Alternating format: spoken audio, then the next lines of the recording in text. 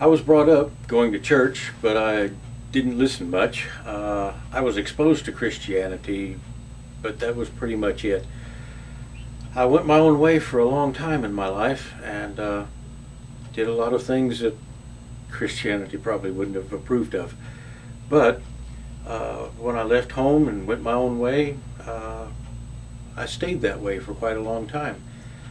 In my late 30s, I had a crisis in my life, discovered that I was an alcoholic, and found out that I needed a God right now, that I had to have one in order to live. So I had to find one because I was an agnostic. I found some people who knew how to get one, and I listened to them, and they told me their stories, and they told me very truthfully who they were and how they felt and some of the things that they had done. So I was able to listen to them and see the things in my life that kind of matched up. I learned how to talk to them by listening to them talk to me, and they showed me their hearts and they showed me themselves, and I learned that it was okay to do that, that it was safe. From those people I learned how to pray and how to search for a God that I could talk to and maybe even relate to. They told me it was a matter of life and death that I do it, and I believed them because of their experiences that they had shared with me. Because I learned to do this in the company of a lot of different people, and some of them were very different. Different people don't bother me much. They don't put me off or scare me. I may be the only person they've ever seen who can sit down and look them in the eye and say, I know how you feel. I remember that experience myself. When I hear someone else's story, I almost always hear a part of my own. And maybe when you hear my story, you hear part of yours. In John chapter 4, Jesus meets a Samaritan woman at Jacob's well near Sychar.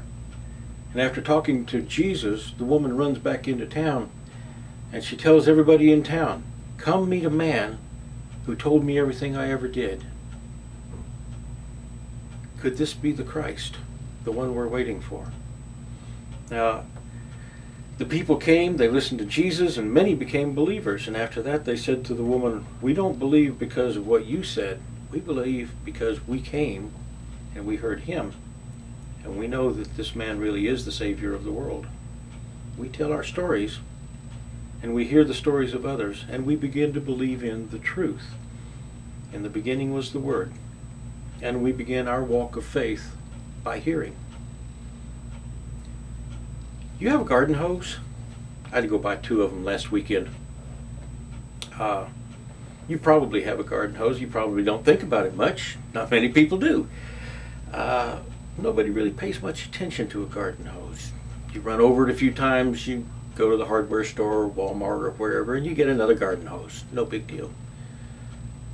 Actually, when you go get a garden hose, you don't want a garden hose, you want water.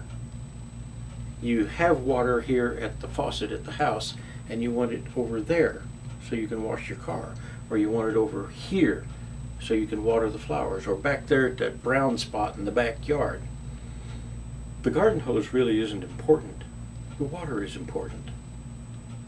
I'm a garden hose. I'm not really important. The water is important. The water of life that Jesus was offering that woman at the well. That's what's important.